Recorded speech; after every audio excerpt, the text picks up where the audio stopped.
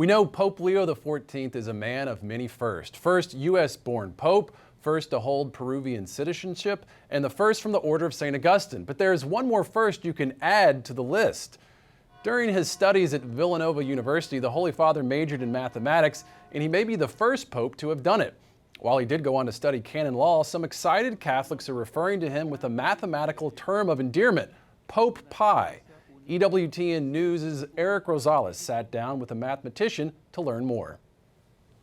And joining us now is Brad Jolly, who majored in mathematics and has even developed activities for Catholic students in Uganda. Brad, we're delighted to have you. First off, let's talk about the papacy and mathematics. It's not a connection that a lot of people make there, but there is a strong connection now with this Pope, and can you explain? Well, it's a pleasure to be with you, Eric. And I don't think that a pope necessarily has to be a mathematician, but I do think that a background in math can be very helpful to a pope or really anybody who's trying to understand God. There's this there's a misperception out there that math is only for practical purposes. And while you certainly can use math for engineering and architecture and science and medicine and other things that really contribute to human flourishing, there's so much more than that.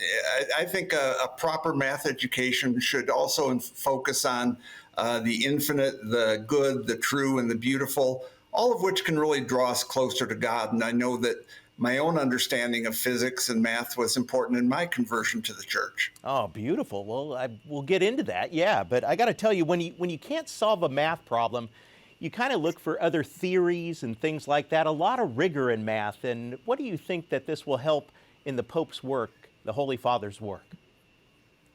Well, you know, I hesitate to make predictions, right? But my hope is that the Holy Father will use his math mindset and his ability to reason abstractly about whole sets of issues.